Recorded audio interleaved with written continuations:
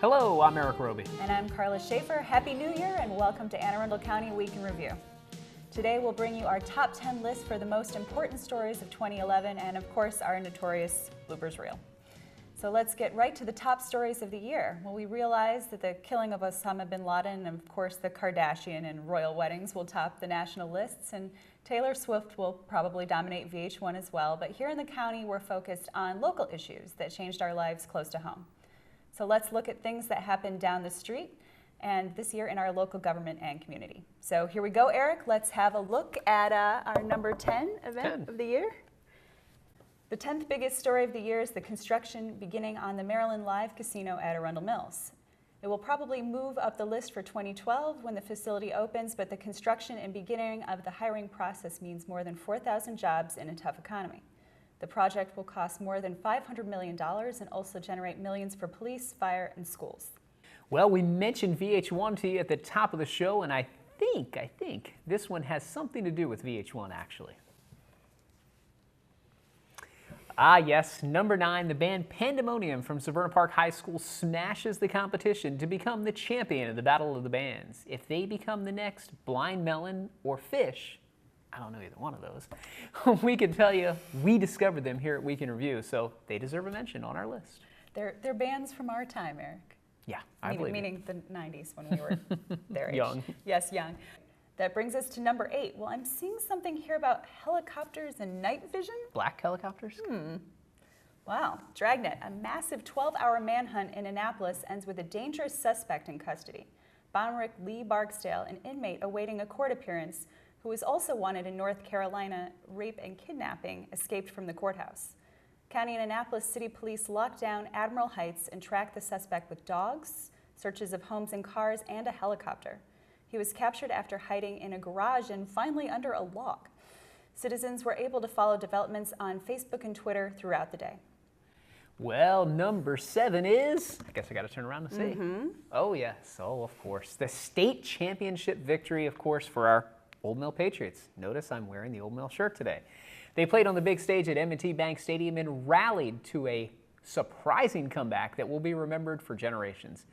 The 36-35 win on a 2-point conversion will definitely go down in history for the Patriots, considering they were down 21-0, Karla. Still unbelievable. It is.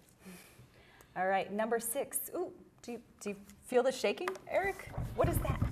Oh, it's the earthquake. That's right. In August, an earthquake rattled the East Coast. The 5.8 magnitude quake was the biggest felt here in 67 years. It didn't topple any buildings or roads, but definitely took us all by surprise. Phones were useless for about an hour, but people found ways to keep in contact with each other by texting. You know, it's been an amazing year. That's pretty good for the first top 6. Yes. Now we've got 5 more that will come in the show. And who would have thought we would have an earthquake this year? We had an earthquake, we had a tropical storm, Right. we had, it was like everything was coming together all at once. Kind of crazy stuff. Yeah. Well, in this week's Community Spotlight, B. Poulin got a good look at hiking opportunities available at Quiet Waters Park. So we'll send it down to B at Pleasant Quiet Waters. Hi, ladies. Good to see you here working out today. Hey, Ranger Dave. Hey, Ranger Dave. How are you? I'm doing pretty good. Great. I'm B. Poulin. I'm here with Marina Hardy, and we're trying to get in a little workout, burn off some of those Christmas calories. Well, this is the perfect trail for it. This trail is exactly 1 mile long with about 13 different stops for you to do different exercises, stretches, as well as a cardio workout. How many people come out and do this? It looks like we're all alone this morning, but I'm sure there must be people that come out and do this every day. Definitely. I think the weather may have a little bit to do with it. The fall and spring are definitely our higher concentrated days. But people still do come out. If they don't want to go to the ice rink, this is the place where you can find them on the trails. Yeah, this is Quiet Waters Park, and it's so beautiful here. A few days before winter sets in. We don't have any snow yet. Lots of beautiful grasses dried, and the trees are bare but beautiful. And there must be a lot of wildlife out here too. There is a lot of wildlife. At any given day you can come across deer, red-shouldered hawk sitting in the tree. So there's a lot of different wildlife that you can see on a day-to-day basis. And people come out and walk their dogs here too, right? Yes, people come and walk their dogs. They'll come and work out, or just come walk by themselves. Now when we start getting a lot of snow, which we'll probably get a little bit, what are the activities people can take part of here in the park? Here in the park, people come, they'll cross-country ski, they'll bring them in themselves. We have a few hills in the park where the parents will take their kids to go bring their snowboards out, their sleds, and there's a hill that's right by the visitor center that people will go to. And when they get hungry, what do we do about that? Can we picnic out here on the grounds in the wintertime? You can picnic out here on the grounds, or you can go inside the visitor center, sit in front of the fireplace, and have a nice bite to eat from Pit Boys. Oh, right, Pit Boys is here. So they're open all day for like lunch and dinner? Lunch and dinner, that is correct. They open up at 11 o'clock and they generally close around 7. Okay, well, I'm looking forward to spending a little more time in our park. How about you, Marina? Absolutely. We've got to finish our workout here, B. Okay, well, we got to get on this workout and get back to work, but anybody in Anne Arundel County can come out and enjoy this park. This is one of the many gems in Anne Arundel County, Quiet Waters Park on the Annapolis Neck. Thanks a lot for allowing us to be part of your day, and appreciate your time, Ranger. Well, thank you all for coming out. And if you ever see us in the park, stop and say hey. Come in the visitor center. We could have a good talk about what you saw today. Oh, and that reminds me, now in the visitor center there is a great art show going on, Form and Fabric. That is correct. Right? That is correct. That show will go through the end of December, and unlike any other show, you can actually take what you purchased on that same day. Okay, well, signing off, back to you in the studio. Thanks, B. It does look a little chilly out there. What better way to warm up than a little walk or run through the woods?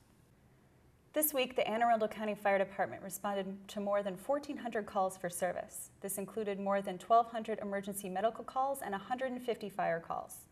Last week, county fire officials responded to a reported injured person in the Crownsville area of the county. However, when they arrived on the scene, they were surprised by what had flown in. With us now to tell us more about these incidents is Division Chief Michael Cox of the Anne Arundel County Fire Department. Chief? Thanks, Karla.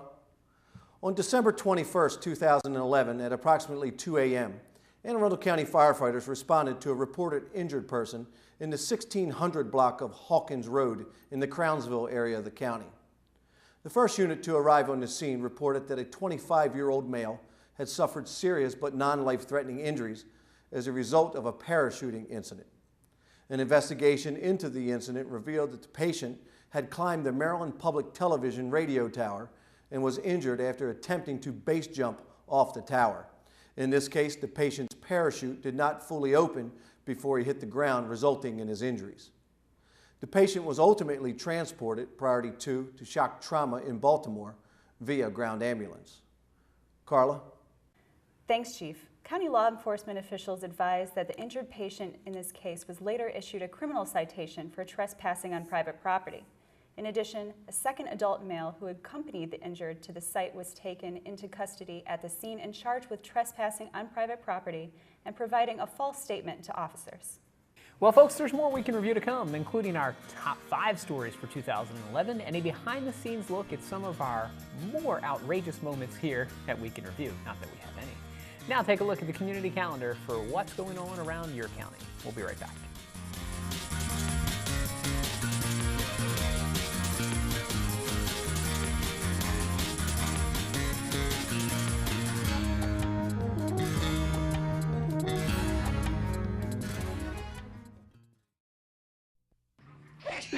It's cold and flu season, and the last thing you want is to be sick or make others sick. So here's what you do to stop germs and stay healthy. Cover your coughs. Wash your hands after sneezing, coughing, or blowing your nose. Wash with warm water and soap for 20 seconds, and then dry. When you can't wash your hands, use an alcohol-based sanitizer. If you do get sick, stay home. Stop germs, stay healthy.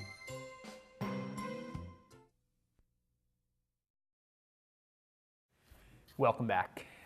There's been a lot of great police work conducted during the 2011 calendar this year, and many cases have been solved as a result of that. However, not all cases are closed out with arrest. Joining us now is Public Information Officer Justin Mulcahy with further details on 2 unsolved cases that really impacted the community in 2011. Justin.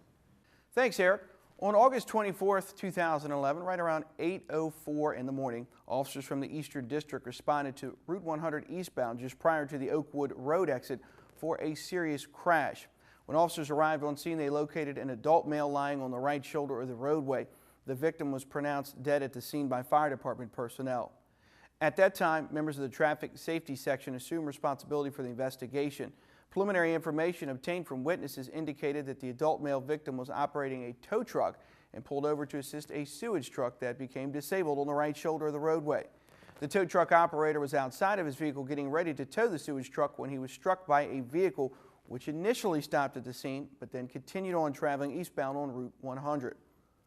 Now, through the course of the investigation, the hit-and-run vehicle involved in the collision was established to be a burgundy Nissan Pathfinder between the years of 1987 to 1995. The suspect vehicle, captured from surveillance footage, will be pictured on your screen, so please pay careful attention. As a result of the collision, the vehicle broke the right side mirror and right front turn signal while sustaining damage to the right front fender and losing the center cover of the right front wheel. Additionally, the windshield on the passenger side of the vehicle was shattered as a result of the impact with the pedestrian.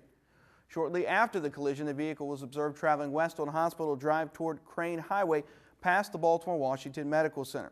The vehicle also had a Nissan Pathfinder tire cover over the spare tire attached to the rear of that vehicle. The spare tire is the same as the one depicted on your screen. So again, please pay careful attention. It's also believed that the vehicle would have been displaying a temporary dealer or transporter tag at the time of the crash, which would have been attached to the left side of the rear tailgate just below the rear window. Anyone with any information on this incident is urged to contact the Anne Arundel County Police Department at 410-222-8610 or 911. To remain anonymous, you can contact Metro Crime Stoppers. We really want to solve this case. We're moving on to our second case that we're profiling. That one was back on January 28th at approximately 10:51 in the morning. That's when officers from the Northern District responded to a call of a sick or injured subject in the parking lot of the Pep Boys and Gavigan's furniture stores located in the 7300 block of Ritchie Highway in Glen Burnie. Officers located the female, later identified as 63-year-old Myra Elizabeth Kaysen, inside of her 1994 Suzuki Sidekick with apparent gunshot wounds to the upper body. Anne Arundel County Fire Department personnel pronounced the victim deceased at the scene. Detectives from the Anne Arundel County Police Department's Criminal Investigation Division were called, and the incident was investigated as a homicide. Ms. Case was a retired Anne Arundel County school teacher. She was leaving Maryland Primary Care Physicians at approximately 7:50 in the morning that morning and arrived on the parking lot in front of the Gavigan's furniture store about 8:30, where she was found dead. This incident remains an active homicide investigation. Investigators have conducted numerous interviews, collected evidence for analyzation, and consulted with other jurisdictions to determine if there were any incidents similar in nature. They've also reviewed and monitored law enforcement databases in an effort to identify a potential suspect. Now, on April 25th of this year, at about 6:30 in the evening, the Anne Arundel County branch of the NAACP held a planned gathering in the parking lot to remember Ms. Kaysen. It was at the site where the homicide took place, in the 7300 block of Ritchie Highway in Glen Burnie, Maryland. Detectives from the homicide unit were present, and they handed out informational flyers to seek information from the public regarding this incident. Now, anyone with information on this crime is asked to contact Detective Regina Gow of the Homicide Unit at 410-222-3417 or the Anne Arundel County Police Department at 410-222-8610. We really want to solve this cold case, folks. Now, as always, if you have any information on any crimes or suspects mentioned on the show, don't hesitate to call, email, or text your tip to Metro Crime Stoppers hotline. It's available 24 hours a day, toll-free at 1-866-7-LOCK-UP, or you can text message MCS plus your message to crimes at 274-637. Your third option, visit the website at www.metrocrimestoppers.net. Remember, phone calls are not recorded and callers remain anonymous. You might be eligible for a cash reward of up to $2,000. Back to you, Eric. Thanks, Justin. Well, it'll be back to work after the holiday, and that means it's time for Student Model Government in Annapolis. Our own Mark Chang is here with more information about how our high school students can get a taste of how to run a county. Mark? Thanks to both of you in the studio. I'm over here at the Anne Arundel County Council Chambers down in Annapolis, and with me today I have a whole group of people that's going to talk about the annual Student Model Government process that's coming up, and it's coming up very quickly, as a matter of fact. And first of all, I'd like to start off with my colleague, Miss Jody Letty, who covers the northwest part of the county, western part of the county. And Jody, could you tell the folks out there about what is student model government? Sure. It's a chance for 10th and 11th graders. We hope to get at least one representative apply from each of the 13 high schools, I think it is, in Anne Arundel County to participate in a day in the life of your local government. So they would apply, write an essay, get selected, and they get to sit in the seat of county executive, county council person, or one of the directors of any of our departments throughout the county and see what it's all about. And we've got an orientation coming up once the applications are in, and then after we do the orientation, they'll actually sit in and conduct a council meeting and have a debate of sorts. So it's really fun, and I think it's great exposure to what we do and to your local government for those who are interested in pursuing maybe a career opportunity in local government, or at least being a very active constituent or community leader. Okay, great. Thanks a lot. And my understanding is there's an application process that takes place, and they write an essay. Is that true? As far as I understand it, Mark, why don't you tell us a little bit more about it? Absolutely. You're absolutely correct. They do an essay. They write a paragraph, talk about why they want to be county council person, county exec for a day, but more importantly, why or what or how their thoughts are making Anne Arundel County a better place to live and work. So thanks a lot, Jody, and it's always great to see you. And going over to Councilman Walker. Councilman Walker, thank you so much for coming on the show. Oh, you're welcome. And could you tell the folks out there, as Vice Chairman of the County Council, why should students get involved in this program? Well, when I was in high school, I read about the council and I read about the government, but I actually was never involved in anything. And this is a great opportunity for you to actually sit in one of the seats on the dais right behind me and act like the county council person for your district. So if you're interested in representing District 7, which is the greatest district in Anne Arundel County, at least that's my opinion, I live in Crofton, and I represent Crofton over to Edgewater and then all the way to the southern part of the county. But seriously, we do need all of the districts represented, and so feel free to send your application in and fill out that paragraph or so that you'd like to share about why you want to be involved in this, and I think it'll be very beneficial for you, the exposure to our county government and actually how it works. Great. Thank you very much, Councilman Walker. You've got a very busy schedule, so thank you for coming on the show. No problem. And over with me, I also have the head of student leadership development over for Anne Arundel County Public Schools, Ms. Amy Poisson. And Ms. Poisson, could you tell us about what your division does over the public school system? Hi, Mark. The Student Leadership Office provides leadership opportunities and training for young people, and I've actually brought two friends that are going to be able to explain a little bit more about what we do. Okay, great. Thanks a lot, Ms. Poisson. And the two friends here are Nathan Montigny and also Amanda Streeter. And I know Miss Amanda Streeter, she was part of the Student Model Government Program not too long ago. But first of all, to start with you, Nathan, could you tell the folks out there, this is acronym CRASC, could you tell us what CRASC stands for?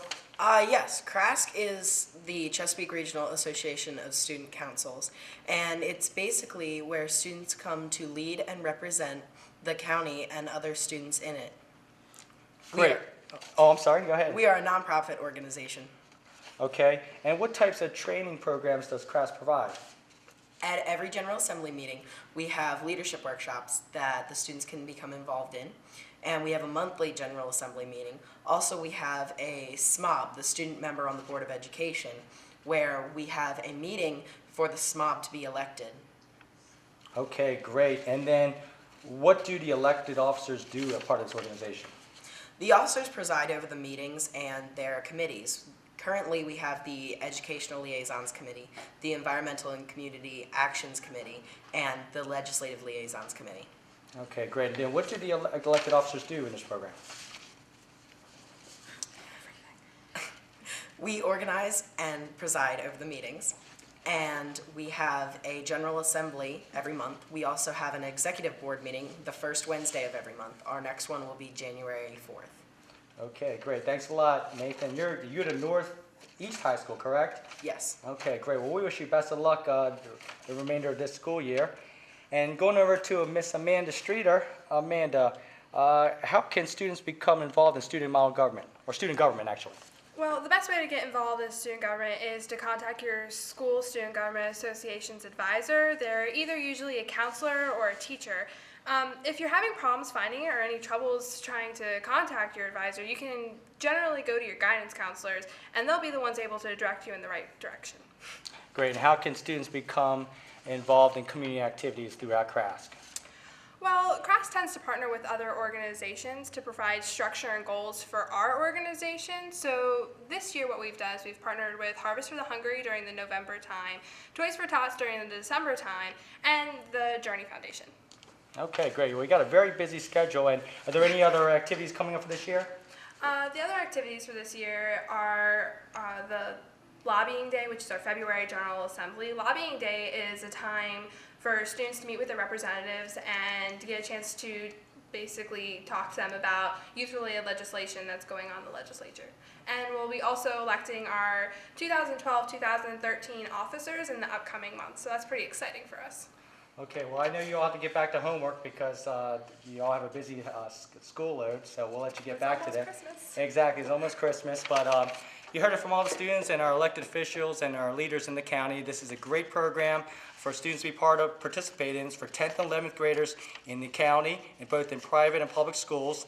And the applications have already started going out, and the deadline for those applications are January 9th, 2012. It's hard to say that year, but it's 2012. That's when the due date is. And then they're going to have a live mock debate, which is going to be aired on this station on March 19th, 2012. So this is an opportunity where students will be able to take issues that are very current in our county or on the national local level and be able to debate those in this very chamber. So we look forward to that. We see a lot of great talent, and there's a lot of different agencies that students can apply for, whether it be for the police department, the health department, head of recreation and parks. So there's plenty of opportunities for students to be able to tell us how they can make Anne Arundel County a better place, and specifically for those different agencies.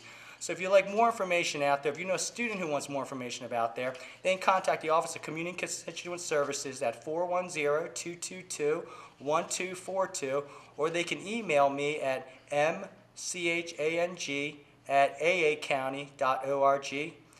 My name is Mark Chang, reporting for Anne Arundel County Week in Review from Annapolis. Back to you in the studio. Thanks, Mark. Again, if you're looking for more information on student model government, go to www.aacounty.org. Well, folks, we're coming back with it. We gave you the bottom 5, and now it's going to bring us to the top 5. And let's go to number 5. We're getting to the big stuff now. Oh, yeah, that was a big one. Mm-hmm. Big winner, Cape St. Clair resident and oncologist Jay Ree is a big winner on Jeopardy. He brought in more than $100,000 and became a local celebrity. Congratulations again, Doc. I think I should go on Jeopardy next year. What do you think? Yeah? That should be my New Year's resolution. Do as well as Jay? No. But I'd like to go on there and meet Alex Trebek. Could the county live without you for a month or 2 or however long? That's if I keep winning. But then they'll bring like that Ken Jennings and the computer guy against me, and I'll be done. Yeah, Watson, I'll get $100 will be my score. Well, Karla, that is going to be my New Year's resolution, to learn 25 words that start with the letter Q. Well, I believe quince is a good one to start off with, Erik. Quince is a great one. Let's go to number 4 here. Well, Erik, it's comprehensive zoning. This is the one you'll find only on our list, folks, but listen, zoning's important. In many cases, it meant condos, townhouses, or a strip mall. These decisions affect the future and can mean progress or traffic gridlock, depending on how you look at it. Hundreds of properties got new designations, and many were vetoed by County Executive Leopold because, well, they didn't make sense for the county. Now, number 3, Karla. All right. Rain, rain, well, what a pain. We didn't see Snowmageddon this year, but we did get Hurricane Irene, followed by Tropical Storm Lee. The storms packed a 1-2 punch and did more damage to our roads than the earthquake. Lee even took out an off-ramp to Mountain Road at the intersection of Route 2.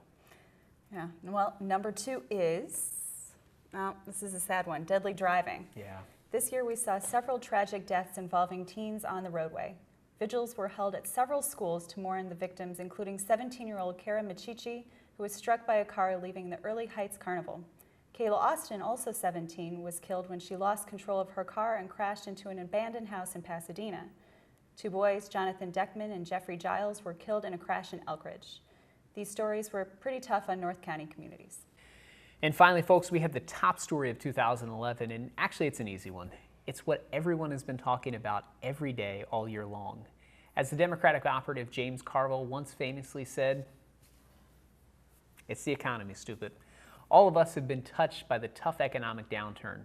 County workers faced a second straight year of furloughs. Many people lost their jobs or lost their homes to foreclosure. Let's hope that next year's top story is about a resurgence in our local economy, and there are some good signs. Foreclosures are down, the defense industry keeps growing around Fort Meade, the malls are busy, budget estimates are slightly better. It's coming. I hope so. I feel it. I feel Yeah. that economic, America is a strong nation, and we will certainly recover from this. And the 2012 is going to be a good year. Absolutely. A lot of will good be a things good to look year. forward to this year, I think. A lot of great things. Any Yeah. good New Year's resolutions for you? Good Anything New that Year's you're thinking? resolutions. I don't know that I have a New Year's resolution yet. Really? Yeah. You still thinking? Still thinking. You don't have that long. Almost there. You only I got know. like 24 hours. You got to come Yeah. up with something. Well, usually, it's to work out more or something like Yeah. that. Pretty generic, but Maybe it should be. Can I break Yeah, the news? you can break the Can I break the news. news? Folks, we are so proud to announce here that we will be having a new member of our family join us here at Week in Review. Of course, Karla Schaffer and her husband are expecting a little one any We day are. now. Not We any are. day. Not No, any day. not It's any quite a day, couple in a months few away. months. She'd look good if it was Yeah. any day now. So that's right. It wasn't just eating all of those Christmas cookies. If you've noticed anything going on, there is actually a baby in there. So. Definitely, Yeah, definitely so a proud that's, moment. That's something I'm definitely looking forward to this year. That's going to be the big thing in my life. in That's a good 2012. New Year's resolution, to be Yeah. the best mom that That's you can right. Yeah. What about you? Any New Year's resolutions or things you're looking forward to this year? I think it's trying new things. I think over the last couple of months here, I've really started to develop an interest for new things, new foods, new types of even music. Listening to new types of music. So I think that's my more thing to broaden my outlook on Learn who on fishes. life. Learn who Fish is. Learn who all these bands are that you talk about every week. But just to really become more acclimated with That's a different good one. things that I've never been, really acclimated. That's a with good before. one. That's a unique one, I think. Yeah.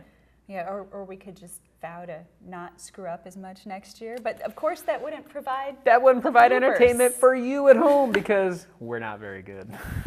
But let's get to those bloopers, Karla. Anyone requesting certification is required to fill out an application and present a current valid photo ID card. I'm screwing up this paragraph. Anyone requesting certificates is required to fill out an application and present a current I don't know why I can't say this. Welcome back. Wait a minute, let me do that. We're going to police beat. Welcome back. Well, following a raunchous round of testimony, the Anne Arundel County Council Raucous. Raucous. Raucous. It was pretty raunchy. Raucous.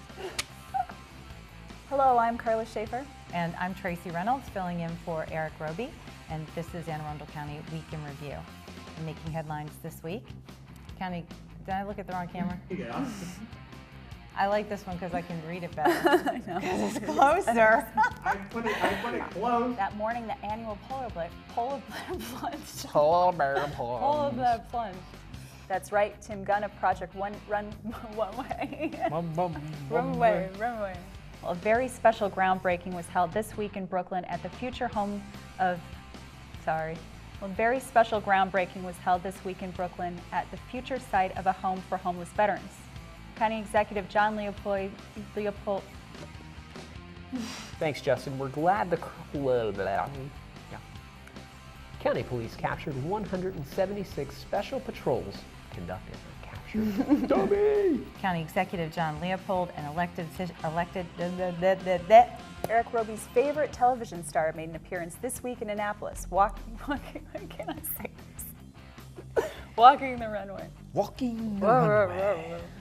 A massive 12. Why am I doing this? Oh, can you put that one in the bloopers?